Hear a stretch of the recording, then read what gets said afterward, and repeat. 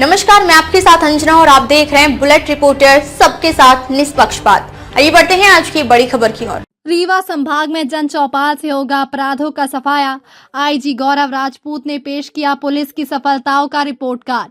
रीवा संभाग के पुलिस महानिरीक्षक गौरव राजपूत ने पुलिस कंट्रोल रूम में एक महत्वपूर्ण प्रेस कॉन्फ्रेंस आयोजित की। इस दौरान उन्होंने जहां एक और अपराधियों के खिलाफ पुलिस की बड़ी उपलब्धियों को गिनाया, वहीं दूसरी ओर जनता और पुलिस के बीच की दूरी कम करने के लिए जन चौपाल जैसे नवाचार की घोषणा भी की। एनडीपीएस के खिलाफ जीरो टॉलरेंस, 1142 तस्कर गिरफ्तार। आईजी गौरव राजपूत ने बताया कि पिछले एक साल में रीवा पुलिस ने नशे के सौदागरों की कमर तोड़ दी है। एनडीपीएस एक्ट के तहत की गई कार्रवाई के आंकड़े पेश करते हुए उन्होंने बताया कि अब तक कुल 1142 आरोपियों को जेल भेजा जा चुका है। उन्होंने कहा कि रीवा पुलिस की इस सक्रियता का असर पड़ोसी राज्यों में भी देखने को मिला है। उत्तर प्रदेश पुलिस के साथ समन्वय स्थापित कर बड़े तस्करों पर शिकंजा कसा गया है और प्रवर्तन निदेशालय ईडी के माध्यम से अपराधियों की अवैध संपत्तियों पर भी चोट की गई है। अब थाने नहीं, आपके द्वार आएगी पुलिस। जन चौपाल की शुरुआत। प्रेस कॉन्फ्रेंस का सबसे अहम हिस्सा पुलिसिंग के मानवीय चेहरे और जन संवाद पर केंद्रित रहा। आईजी ने स्पष्ट निर्देश दिए हैं कि गांव में लगेगी चौपाल। अब हर थाने के अंतर्गत आने वाले गांव में पुलिस खुद जाकर जन चौपाल लगाएगी। मौके पर निराकरण। फरियादियों को अपनी छोटी बड़ी समस्याओं के लिए अब थाने के चक्कर काटने या घंटों बैठने की जरूरत नहीं होगी। पुलिस मौके पर ही उनकी शिकायतें सुनेगी और उनका त्वरित निराकरण करेगी। हर थाने की कार्य प्रणाली पर वरिष्ठ अधिकारियों की सीधी नजर रहेगी ताकि पीड़ितों को न्याय मिलने में देरी न हो। नशे और अवैध व्यापार पर प्रहार। मीडिया से चर्चा करते हुए राजपूत ने कहा कि नशीली सिरप और अन्य मादक पदार्थों के खिलाफ अभियान और तेज किया जाएगा। उन्होंने ये भी भरोसा दिलाया कि सीएम हेल्पलाइन और अन्य माध्यमों से आने वाली शिकायतों का निराकरण अब और अधिक पारदर्शिता के साथ किया जाएगा। आईजी गौरव राजपूत ने कहा कि हमारा उद्देश्य केवल अपराधियों को पकड़ना ही नहीं, बल्कि आम जनता के मन में पुलिस के प्रति विश्वास पैदा करना है। जन चौपाल के माध्यम से हम हर ग्रामीण और शहरवासी तक पहुंचेंगे। बुलेट रिपोर्टर के लिए ब्यूरो रिपोर्ट, रीवा मर। तो आप सभी पत्रकार बंधुओं का मैं हृदय से स्वागत करता हूं कि आज की जो इम्पोर्टेंट बैठक है, इसमें पिछले 1 वर्षों के अंतर्गत जो रीवा संभाग में पुलिस अधीक्षकों ने अपनी टीम के साथ जो कार्य किया है, उसके कुछ अनुभव आपसे साझा करना चाहूंगा। सर्वप्रथम कुछ नवाचार हम लोगों ने चालू किए पिछले 1 वर्ष में, और धरातल पे जब उसके रिजल्ट्स हमने देखे तो वो बहुत अभिभूत करने वाले थे। जिसमें सबसे पहला जो हमने नवाचार किया वो था अवैध शराब के विरुद्ध। पैकारी की शिकायतें हमेशा से आ रही थी और जिला स्तर पर जो थाना प्रभारीगण थे उनके अनुसार ये कार्रवाइयां संपादित की जा रही थी, परंतु संभाग स्तर पर ऐसी कार्रवाइयां पहले कभी प्रतिपादित नहीं करी गई। संभाग स्तर पर पहला अभियान हमने अवैध शराब के विरुद्ध चलाया, जिसमें लगभग 8 बार यह अभियान रेंज स्तर, जोन स्तर से चलाया गया, जिसमें कुल करीब 11,132 आरोपी इस पूरे साल भर में पकड़े गए हैं। और ये डाटा उससे अलग है जो थाने में या पुलिस अधीक्षक गणों ने अपने स्तर पर अवैध शराब की निगरानी की। संभागीय स्तर के डाटा में आप लोगों को जरूर करूं। इसमें करीब 33,000 लीटर देसी, करीब 22,000 लीटर विदेशी और करीब 25,000 लीटर अवैध जो हाथ निर्मित टिंचर वाली शराब होती है, उसको पुलिस ने जब्ती की कार्रवाई करी।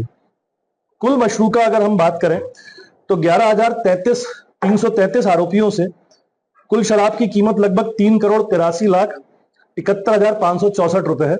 और इन शराब के परिवहन के दौरान कुल 171 वाहन भी पुलिस ने राजसात किए हैं, जिनकी कुल कीमत लगभग 6,67,55,000 रुपए। ये कार्रवाई संभागीय स्तर पर पहली बार प्रतिपादित की गई। दूसरी कार्रवाई जो मुझे लगता है जिसने कानून व्यवस्था को बहुत माकूल ढंग से कायम रखने में हमारी मदद करी, वो था कॉम्बिंग गश्त का एक साथ सभी 6 जिलों में अभियान चलाना। इस कॉम्बिंग गश्त के दौरान ऐसे वारंटी जो अक्सर फरार रहा करते थे, उनके खिलाफ सभी जिलों की पुलिस ने एक साथ कार्रवाइयां करी हैं। पिछले 1 वर्ष में लगभग 11 कॉम्बिंग गश्त के अभियान संभाग स्तर पर चालू हैं, जिसमें लगभग 1920 स्थायी वारंटी लगभग 4,500 गिरफ्तारी वारंटी, 3,500 निगरानी बदमाशों की चेकिंग और करीब 4,660 गुंडों की चेकिंग पुलिस ने दरमियान करी है और विभिन्न कार्रवाइयों में इन बदमाशों को निषेध किया है। इसके साथ साथ एक और कार्रवाई जो पिछले एक वर्ष में सभी एडिशनल एसपीज ने अपने स्तर पे करी है, वो है कि करीब शाम के समय 6 बजे से लेकर 11 बजे तक अलग अलग जिलों में पुलिस ने सड़क पर आकर चेकिंग अभियान को लॉन्च किया है। सड़क पर पुलिस उन संवेदनशील स्थानों पे जहां घटनाक्रम पिछली बार हुए थे उनकी पेट्रोलिंग करी है, वहां स्थायी चेकिंग लगाई है और ये अभियान लगातार एडिशनल एसपीज ने पिछले एक साल में किया, जिसमें हर दिन की एक्चुअल रिपोर्ट उन्होंने मुझे और डीआईजी साहब को भेजी। तो ये जो पुलिस दिखना शुरू हुई, ये एक वर्षों में मैं एडिशनल एसपीज सभी को बधाई देता हूं कि उनके अथक प्रयासों से और डे एंड नाइट मॉनिटरिंग से पुलिस रोड पे दिखना शुरू हुई, जिसके कारण से हम प्रभावी कानून व्यवस्था को दे पाए।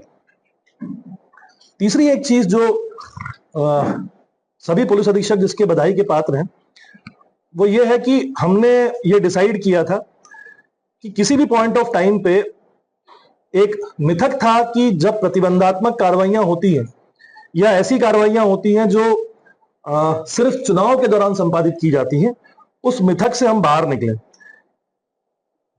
इसको तोड़ने के लिए हमने हर क्राइम मीटिंग में एसपीज को निर्देशित किया और सभी एसपीज ने इसमें बढ़ चढ़कर आगे बढ़ के प्रतिबंधात्मक कार्रवाइयों में और माइनर एक्शन की कार्रवाइयों में अपने अपने स्तर पर बढ़ावा किया। मैं आपको बताना चाहूंगा कि लगभग 2024 में, जो कि ये लोकसभा चुनावों का साल था, उस दरमियान संभाग में सभी जिलों को मिलाकर 6 के 6 जिलों को मिलाकर 54,636 प्रतिबंधात्मक कार्रवाइयां की गई।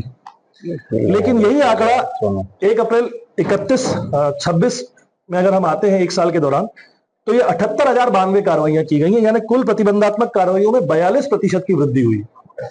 इसी के साथ साथ जो माइनर एक्ट्स की कार्रवाइयां हैं, लघु अधिनियम जिनको हम बोलते हैं, उनमें 2024 में 93,606 कार्रवाइयां संपादित की गई थी और यही लघु अधिनियम की कार्रवाइयां 2025 में बढ़कर 1,16,535 हो गई, यानी कि कुल अगर हम अनुपात देखें तो 24.5% की वृद्धि है।